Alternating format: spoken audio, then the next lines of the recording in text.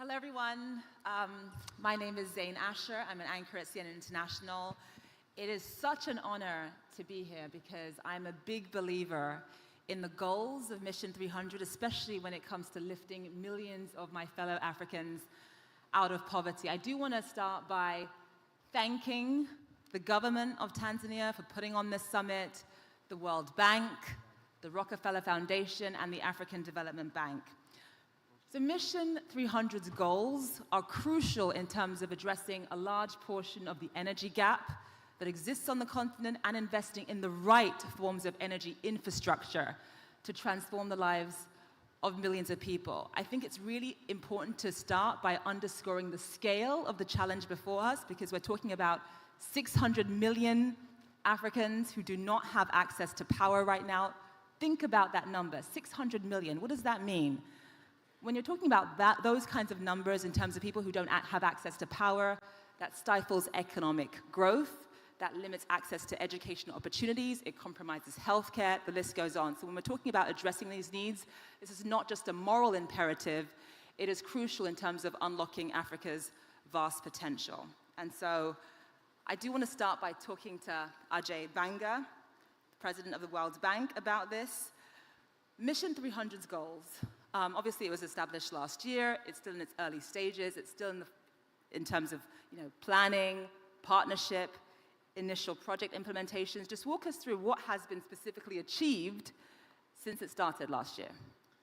Yeah, so thanks. And Zen, let me add my thanks to the government of Tanzania, not only for hosting us, but also in the manner in which they've been executing access to electricity increase in their own country over the past few years. They've made enormous progress, and that's kind of a lighthouse and a beacon for others to follow as well, although they're ambitious to do even more in the coming period. So congratulations.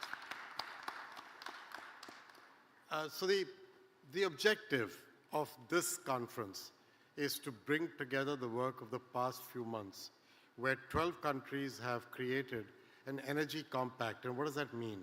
That means everything ranging from trying to understand, first of all, what's required to get access to electricity. 300 million out of 600 billion people is what we want to reach. That's not a small number. It's a hard goal. It's an achievable goal. It's going to take much work. And in the past, the biggest challenge has been the absence of all hands coming together to play. One part of that hand is the regulatory policy that is required to make it clear and transparent both to development banks as well as private sector players that putting your money to work in this sector will lead to predictable outcomes. The moment you create unpredictability in that regulatory policy framework, you lead people with the decision that says, I'll take my money and go play elsewhere. That has to change. And that is the fundamental basis of the new compacts. So predictability on tariffs, predictability on land acquisition, predictability on all the things that are required for this investment to be stable. That's the compacts. The second part of the compact is to do with how do we get to understand what is required, not just for generation, but for connections to happen. So for example, we were using geospatial mapping to figure out every household in a country, and then figure out whether it'll be easier to connect it to the national grid, the way the minister was describing how they're connecting people to the national grid. Or is it in some cases cheaper, quicker, faster to connect them to distributed energy, solar and other renewables, and that's a mix that's required. That's the second big work, kind of like the infrastructure of getting this done. The third part of this then says, so now where do we get the money from? Because the financing you need is both on behalf of the development banks and governments and the private sector. We've actually brought the IMF in as well with their RST to enable governments to be able to create the fiscal headroom that they will need to create to make utilities profitable, utilities capable of meeting their demands. So there's a series of partners in this idea of regulatory policy clarity, infrastructure and connectivity, and then the financing required. Those three kinds of verticals are where all the work has gone over this last period. And just to add into it, the last piece is the regional electrical markets that we're trying to create. So Tanzania spoke to their being part of 4 already, trying to get to a 5th. This is something we need across the continent, and that's the work that's going on. Thank you, Ajay, for laying that out. Raj, let me bring you in because I want to expand on something that Ajay said, and that is this idea that there have been challenges in the past. This is not the first time that we've seen this kind of summit with majorly lofty goals, right? And in the past, a lot of them have failed to get off the ground because of regulation, policy, the private sector, being sort of skeptical. Walk us through what's different this time when it comes to Mission 300. Well, thank you, Zain, for your leadership and for your opening as well. And extraordinary gratitude and thanks to both Ajay and Akin for the leadership they and their institutions all the way through the teams have shown to bring us to this point. You're right. The world should ask itself, does this summit in Tanzania matter? Will it deliver something that has a chance to be wildly successful? Frankly, at a time when a lot of global politics has moved towards a more inward and populist focus around our planet. And I am extremely confident that the answer to that question is yes. And there are three core reasons why. The first is, we all know, everyone in this room knows, in order to have any chance of being successful, this effort has to be African-led at absolutely every level. And the fact that nearly 30, more than 24 African heads of state are coming here, are issuing the compacts that Ajay just described, are signing a declaration, have detailed the policy and regulatory reforms that they are saying they're going to put into place, and have created a framework for the private sector to see some regulatory and policy clarity in the next years, is an extraordinary initial achievement, and is frankly, without that, we might as well all go home, right? So that's the first reason. The second is happened in May. I mean, the fact that Ajay and Akin took these two extraordinarily important global financing institutions and said, our number one priority on the continent is going to be electrification, that we're putting $30 billion behind it. Then we had a successful IDA replenishment round that makes most of that capital actually available, gives us all confidence that at a time when I think most sub-Saharan African countries are spending more on debt service repayment than they are on health and education, that the capital will be there to support public investment. And let me just remind everyone here, no country on the planet has achieved universal electrification without significant public investment, not one. So that is the second reason why this has a chance to be successful. The third is what I heard yesterday from the more than 200 private sector CEOs, investors, partners, grid developers, and entrepreneurs that are present at this summit. The ingenuity, the technology, the business models, the willingness to take risks, and the sheer capacity for leadership in that private sector community is mission critical to success. And I told that group yesterday that the goal of this summit is to actually create the policy and political and public sector framework to allow the private sector to shine and to thrive. And I think those three elements coming together in what is the largest public-private philanthropic partnership designed to create jobs, hope, and opportunity at a time otherwise of political dislocation is uniquely important, and we owe it to each of us in this room to ensure that this project succeeds. Raj, thank you for that. I loved what you said about the importance of this being African-led, because obviously we are going to be hearing from a number of African heads of state tomorrow. And Dr. Adesina, talk to us about how important that is, that it's African-led, that we have the buy-in from African heads of states, and just give us a sense of how the African Development Bank is working with several African heads of states to really ensure that Mission 300 is a success. Yeah, well, thank you very much, Zainab. You heard from Ajay and also from Raj. And I want to first start by thanking Her Excellency President Suluhu Hassan here for hosting us in this beautiful country of Tanzania. And I also want to thank every single one of you for showing up here from around the world to what is a global mission to make sure that Africa has electricity to power itself. You were listening to Ajay and I, our comments on the video. This is mission critical. This is a continent that actually loses 3 to 4% of its GDP every year because of lack of electricity. This is a place where we have 571 million Africans without access to electricity. Talk less of whether it is reliable and affordable and accessible electricity, as Ajay was mentioning. This is a continent that accounts for 83% of all the 685 million people in the world. And the Deputy Secretary General of the United Nations is here. And we are all driving with UN Secretary General to achieve SDG 7. So our mission here is to say we need everybody. We need the heads of state, and they are going to be here and talk about in a moment. We need the private sector. We need the multilateral development banks. We need the civil society. We need all of us working to do that. You know, we are not just sitting here representing big institutions about money. It's not about us. It's about those that are not here. It's about those people who are small, medium-sized enterprises that are trying to just simply have access to electricity. Small and medium-sized businesses to run our economies. That's it. It's the people that are not here. And we must listen and hear and feel their needs and make sure that this summit is an action-driven summit. Ajay laid it out very clearly. When he and I started this, we said, look, we can't do Mickey Mouse business.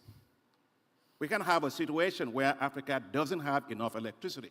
And so we set up this unprecedented partnership to do it, which is called Mission 300. And we are not alone. Raj is here. He joined us to do that. We have UN Secretary General here. Damilola is here from Sustainable Energy for All. We have the Global Energy Partnership for People and for the Planet. We have UN Secretary General. We have my dear friends here, President of Islamic Development Bank, you know, Jabbar. We have Linji Khan here. It's a partnership that will scale, that will transform. So for the heads of state that are going to be here, as you said for your question, what exactly are we going to do? First and foremost is their countries. So it's got to be country-led actions that actually shows that they are going to deliver electricity to their people. And secondly is that being their country, they have to increase the budget from their own fiscal budget to support infrastructure, power generation, power transmission, power distribution. They are the ones that are going to make sure that they feel the last mile connectivity there to make sure that people actually have access to electricity. Ajay was talking about the whole issue of reforms in his comment. Yes, the utilities have to be reformed. They have to reduce their technical and financial losses. We have to make sure that we have good independent utilities, procurement systems that are transparent, that are competitive. We've got to make sure that we're looking at least cost basis of generating and transmitting energy. We've got to make sure, Ajay mentioned the whole issue of regional distribution. It's not just each country, it's regional transmission lines that make sure the regional power pools are working. So those are the kind of things that they have to do. And two things we are expecting from this particular summit is that the energy compact for each of the countries will be signed. We have 13 countries that are going to be part of that, and that will allow us to do 145 million people with access to electricity by 2030. Secondly, it's the declaration, which is the declaration of the summit, which all the heads of state will sign to show that the time has come for us to deliver on this. So all I'm trying to say is that if you want to deal with a big problem, it's not about the flag of the African Development Bank or the flag of the World Bank or of anybody else. We have the president of COP here, Babayev here, to tell you the global partnership here. It's not about what we plant. It's about how we work together. So this is all about working together. This is all about joining hands. This is all about pooling resources. And this is all about accountability. Because at the end of the day, you ask Raj the question, what's different? This is not a talking summit. At the end of the day, it's not what we say. We can do megawatts of talk all we want. It's going to be the megawatts of power that we deliver that actually matters. So it's an action-driven summit. And I want to thank you, all that are here today, for joining us in this to make sure that we can have Africa develop with pride, because you cannot develop in the dark. And we are determined it's time for Africa to solve this particular issue. Together, we can do exactly that. Thank you so much, Dr. Adesina. Ajay, as Dr. Adesina said, talk is cheap, right? This is an action-driven summit. What do you think are the sort of ideal outcomes over the next 2 days? What do you want to happen come this time tomorrow or by end of business tomorrow? So, I mean, I can just summarize a lot of that. We're going to get these declarations, we're going to get the compacts from these countries, but what we need to do is the next phase of countries that have to have their energy compacts done. We need them to be finalized over the coming days, because this is only the first 12. The idea is not to exclude anybody else. It's phasing. There's only so much we can do of geospatial mapping, financial calculations, policy change. You got to do it in some phasing. The second piece is that there are a lot of people here from other multilateral development banks. We talked about the Islamic Development Bank and AIIB, but there's also development banks and others, commercial banks here, who will get a chance today to listen to these compacts and make sure that they can go back to their clients and represent with accuracy why this is an opportunity that should not be missed. That's the second. The energizing of the network, so to say, has got to happen. No puns intended on energy or network. That's the idea. And then the third part we've got to get here is that the private sector has got to get the faith and trust that this is real and serious. So let me just add one thought to that.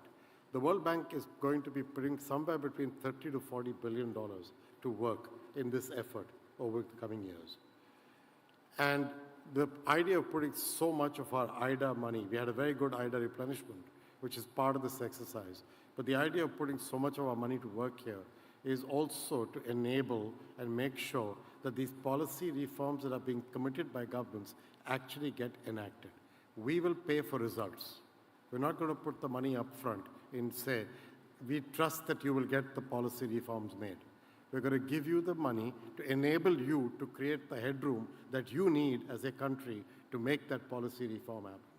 And it's the same idea of working with the IMF to enable the RST dollars to be available to these countries to create the fiscal headroom. This is putting our money where our mouth is. And I would say that's going to be a very critical part of what has to happen over these coming 2 days. Then for a second, you've got to step back from all this and think about why are we doing this? Because otherwise we're going to get caught with the aspect of the tyranny of the small idea here, of this compact and that compact.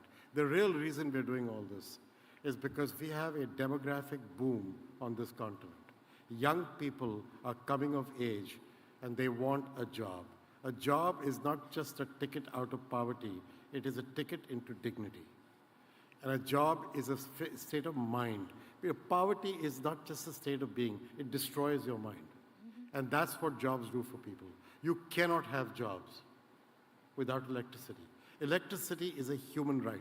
It gives you energy to do what you need for education, healthcare, skilling, enabling of jobs, digitization. When people talk about digitizing Africa, one of the things we're planning to do during this exercise is to put cell phone towers into all the locations where we put up distributed solar energy or connect to satellites. Starlink, for example, can enable a lot to happen with digital connectivity. If we can connect 300 million people over the coming years, not just to electricity, but also to digital access, we can transform Africa's potential for jobs for young people over the coming decade. That's what we are here for. The idea of these 2 days is to excite everybody in this audience of that vision and make sure they can trust that we are putting our money where our mouth is, and this is not empty talk. That's the real objective of these 2 days. Yeah. Yeah, I think that's such an important point to underscore, that this is not just about power in and of itself. There's obviously a trickle-down effect when it comes to improving electricity access for 300 million people, especially when it comes to economic growth and job creation. Dr. Adesina, when it comes to the private sector, these projects need to be bankable, right? There has to be a return on investment. Just give us a sense of what the private sector is looking to get out of this when it comes to getting a return. Thank you very much. I think here at this summit, we have a lot of CEOs, we have a lot of developers, project developers that are here, with a lot of financial institutions that are here. Because to actually achieve what we want to do requires more than public sector money, it requires a lot of private sector. So whether you're investing in private sector that are actually doing mini grids, which is they're going to be very critical for us to get access to those in the underserved areas. There's a lot of work in the mini grids and also in terms of the solar PV systems and all of those things, pay as you go. The private sector do most of those areas. But the challenges facing the private sector, first and foremost, includes first the regulatory environment again. How do you make sure that if you are doing a procurement system, that procurement system for your least cost energy supply system or expansion system is transparent and that it is competitive. And second is that the cost of capital. If you take a look at Africa today, the cost of capital is probably 3 to 4 times higher than other parts of the world. So the upfront capital cost of doing that is quite a lot. And so here is an area where we can play, and we are already playing, all of us, a big role. And so take, for example, the whole issue of concessional financing. Ajay was mentioning, or you mentioned, the case of the IDA 21 replenishment. And Ajay, congratulations on that. Great job by you and all of your teams for that. We have also the African Development Fund 17 replenishment that is coming up that we are trying to raise $25 billion. And that will be concessional financing to be able to do a lot more. But beyond that, you also have to look at how do you reduce the risk facing many of the private sector. So whether you're using partial risk guarantees or your partial credit guarantees to buy down the risk and so on, which we do tremendously well. All of us do that very, very well. We have the instruments to do that. But coming back to the issue of who are we doing this for, you can invest in grid system that gets into rural areas. First and foremost, let me thank and congratulate Tanzania and Our Excellency President Salaam here. This country where we are in, they have grid access to all 100% of their villages in this country. That's remarkable for a country. And so at the end of the day, that last mile connectivity is important. And so Russia, from Rockefeller Foundations, all the other partners need to have also access to grants. Because the grant is what you use. You have your tariff structure. This is your cost-reflective tariff. And you have also the mandated tariff that governments have to do. Well, somebody has to buy down that cost. And a lot of the time, that can only be done by grant support for many of the countries. And that's included in what we are trying to do. And finally, when it comes to the issue of private sector, it's just the bankability of the projects. Where are the bankable projects? We at African Development Bank, we support the NEPAD infrastructure development project. We also have Africa 50. I happen to chair the board of Africa 50, doing a tremendous job in developing the bankable projects. Rockefeller Foundation, Sustainable Energy for all of them, they help in developing bankable projects. We have to have the bankable projects. And the last thing I would say about this is all the private sector work that's going on in the energy sector today in Africa will depend on three critical things. One, are the tariffs reflective of the cost? So in other words, you must have transparent, cost-reflective tariffs so they can actually get their money back. The second thing that we have to do is to make sure that the access to capital for those private sector is not just short-term. They need long-term, low-interest capital to be able to do it. And finally, because of the connectivity issue via mini-grids, which a lot of Sustainable Energy for All and everybody is doing an R7 World Bank, we have to make sure that we support these new IPPs, the independent power producers, to have access to capital to do the mini-grids and the microgrids that are required to do that. We have ISC here, and you will be hearing from my brother, Mark Tajep, later on about a panel about how we are doing this. We need the private sector, but we know that we can do a lot. And last thing, Ajay mentioned IMF, and I'm looking for the IMF Deputy Managing Director. It's not here. We as multilateral development banks, led by the African Development Bank and Inter-American Development Bank, and with support of UN Secretary General and DSG, Amina Mohammed, I've worked with IMF on the special drawing rights. Those special drawing rights, we as multilateral development banks can leverage those things by up to 8 times. So a $20 billion allocation will become $160 billion that we can provide low interest, long-term financing to support and buy down the risk facing the private sector. So I think all I'm trying to say is that the private sector is critical, but they need government to do the right thing. They need us to buy down their risk, and they need certainty of the policy environment to bring in the capital investments needed. Thank you so much, Dr. Adesina. So, Raj, let me bring you in. Obviously, Dr. Adesina talked about the importance of the private sector, but he also talked about the importance of grants as well. Give us a sense from you at the Rockefeller Foundation, how important philanthropic capital is to de-risk investment and actually catalyze greater involvement from the private sector. Well, maybe I'll answer that question from the perspective of the Global Energy Alliance for People and Planet, which is actually a collaborative philanthropic effort of which the Rockefeller Foundation is one part, but the Bezos Earth Fund, the IKEA Foundation, the Children's Investment Fund, MasterCard, Gates, are all collaborating to say, let's try to work together. The reason that's important is because, if we're being honest, I think we have to recognize that there is not nearly enough philanthropic capital to matter at all. The only reason philanthropy should even be a part of this is if we can move quickly, if we can take unique risks that others can't take, and if we can do it in a collaborative way. And so, since Ajay and Akin made their announcement in May between GAP and the Rockefeller Foundation, we've already committed out, I think, $65 million. Not a lot of money relative to the needs here, but being able to move quickly in specific ways that are responsive to the team at the World Bank, to the team at the African Development Bank, and most importantly to the countries themselves, just helps move quickly on things. And my plea or request to other philanthropic partners, I think 8 to 10 major philanthropies are represented at this summit, is please join us. Join us to get behind the ideas and the initiatives and the compacts that the leaders are signing tomorrow and that Ajay and Akin and their teams have been advocating for. We can really only be successful if we are willing to work together. And let me just say 2 other quick things. Everyone has to behave and operate differently for this project to work. So the World Bank team and the African Development Bank team have had to be and have been open and collaborative and willing to try to do things in a different way in order to allow in the private sector and private philanthropy, and for that we are very grateful.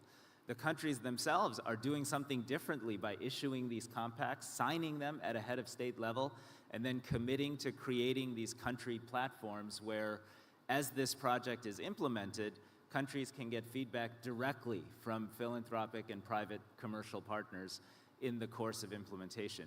These are different ways of working that are difficult to implement across the board, and I think we in the philanthropic sector have to recognize that everyone's doing something that's different and hard and important, because what's at stake is the future of Africa's economy, a future for Africa's young people, and a future for the stability of our world. And we too have to behave differently to be productive partners here. Raj, thank you so much. So Ajay, you heard Raj talk about the importance of philanthropic capital, especially when it comes to taking risks that the private sector can't. But obviously there isn't nearly enough philanthropic capital that's actually going to be able to ensure that Mission 300 achieves its goals. Just explain to us, and you guys have all touched on this already, how important the cross-sector collaboration is, right? From the private sector to governments to organizations like the Rockefeller Foundation. Yeah. Look, I mean, if you step back from all of this, the only way development gets done, the only way jobs get created. And what is development? It's not a school or a railway or a road. That's just the work. It's the means to an end. The real end is to give people the dignity of the ability to earn and be constructive and productive in society. That's what we're all here for. Mm-hmm. The only way that works is with 3 things. Just bear with me for a minute. The first vertical is the basic foundations of enabling things to work. That's what governments do best. That's what the public part of banks like the African Development Bank and banks like the World Bank do well. IBRD, IDA in our case, we work with governments to help create the basic infrastructure. Then the second vertical is how do you then convert that into 2 things. One is better governance, and the second is regulatory policies and rules that enable the third vertical, which is the private sector, to become the job-generating engine. 80% of jobs in the world are created with small and medium enterprises and small shareholder farmers, not from large companies. They need to be able to be built for success, and that requires the right regulatory environment, but also the right access to capital. Those are the three verticals: the public, the knowledge and governance, and then the private. Here's the issue. For them to work well, you need to have access to capital, both priced but also concessional. There is not enough of that in government coffers. Their fiscal challenges are obvious to all. There is not enough of that in the multilateral banks. There's not enough of that in philanthropies. The only solution is involving the private sector in this game. It's their capital, their ingenuity, their technology, and their driven people who will help make this happen. So we are kind of in this together. And we have to find a way for the development banks and governments to work with the foundations and the private sector. That is the interlocking nature of what we're trying to get done. We have access to some concessional capital. IDA, which just had a very successful sort of replenishment, about 30% of IDA goes concessional or grant, as in basically no repayment, no interest. The rest of it goes concessional. So we have access, but so does Rockefeller, and so do many other foundations. Our request is, bring your shoulder to the wheel. Don't just talk about it. Come here and play. And Raj needs to be thanked by all of us for his foundation and his team being willing to step up. He called me up 4 days after the spring meeting. So I'll take a minute of your time. I had asked my colleagues, and Anna is sitting there, she runs our operations. I asked her, how many people has the World Bank connected to electricity in the past decade? And I got a number of 100 million. And I asked her, so what do you want to do by 2030? And so she went away with a look of shock on her face, then came back and said, how about 200 million? And I said, that's interesting. How about a little more? And she came back with 250. Now, 250 out of 600 in Africa was an exciting number. Then Akin shows up, and we talked, and he said, I'm in for 50. And I said, now 300 is a real number. Now we announce it, and both of us like deers in the headlight, saying, how the heck are we going to get this done? And then Raj shows up. And he shows up and says, 4 days after the announcement, I have a plan for you. And here's how I can help. And here's how I can bring philanthropic money to the table. You bring your capital, Akin brings his, I'll bring philanthropic money. Honestly, if Raj had not been the catalyst that day, we would have had an even more difficult time to take this forward. So thank you, Raj. Thank you very much. And I'm saying all this not just to thank one foundation. I'm saying all this to explain we're kind of all in it together. It's not about one of us. It's not about the other one. We're kind of in it together if we're going to make a difference to jobs for young people, and therefore to take advantage of this demographic boom that is Africa's availability today. But also, if we don't take advantage of this is going to be a real challenge for African leadership in the coming 2 decades. So now's the time to do something about it. Yeah, this idea that we're all in it together is an important one and a great one to end on, because the trust and the confidence between the public and private sector is going to be key to Mission 300 success. So Dr. Adesina, with that note, I just want to get you to make some closing remarks for the audience. Thank you very much, Zain Asher. I just wanted to address one issue that we haven't discussed, which is part of the agenda, which is access to clean cooking for women. Today, we have 1.2 billion women in Africa without access to clean cooking. And we lose 300,000 kids every single year that their mothers carry on their back because of lack of access to clean cooking, because of the secondary effect of smoke. We lose 300,000 women also every year. Why should anybody have to die just for trying to cook a decent meal that is taken for granted in other parts of the world? That is not acceptable. In good conscience, we just can't do that. And that's why a big part of what we're trying to do is to make sure that women in Africa can cook decently without having to have smoke, without their kids having to die because of that. And we had President Samia here. She's playing an incredible global leadership. She showed up for us in Paris together with President Macron. And we had a summit, a meeting together with International Energy Agency. and we said we needed to raise $4 billion a year. It's all it's going to take, $4 billion a year. And we at African Development Bank committed to $2 billion towards that. So we have to make sure that we give access to, because it causes deforestation. It causes loss of biodiversity. It's about life. You know, a lot of time we talk about energy transition. COP29 president, you are here. It's not just about energy transition.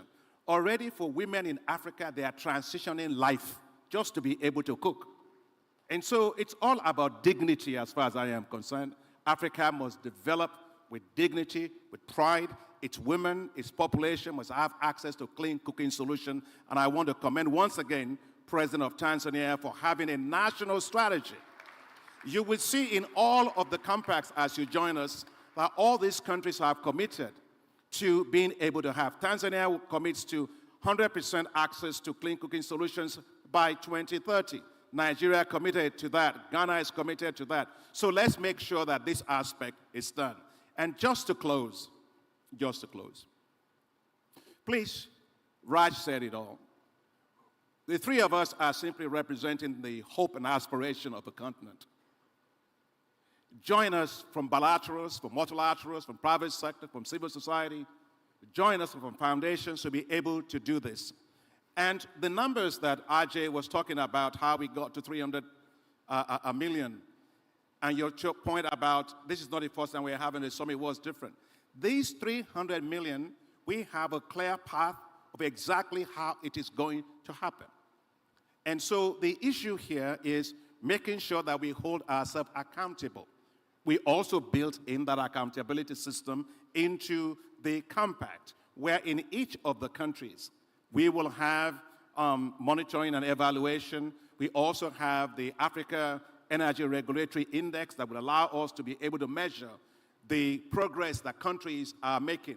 So this is all about accountability, about transparency, about delivery, and also letting Africa develop with pride. You talk about jobs, RJ talked about jobs, and RJ is correct.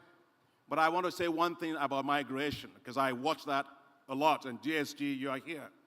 And I'm very, very passionate about that particular issue. When we say Africans are migrating, look, even insects migrate. They move from where there's darkness to where there's light.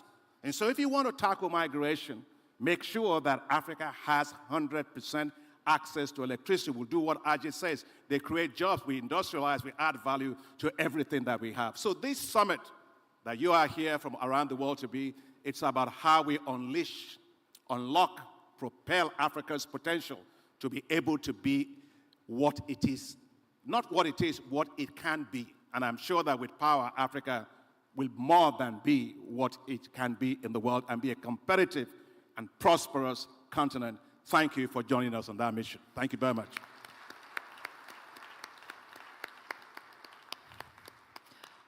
Thank you so much, Dr. Adesina. Can we just give each of the panelists one last round of applause as we end this section? Thank you.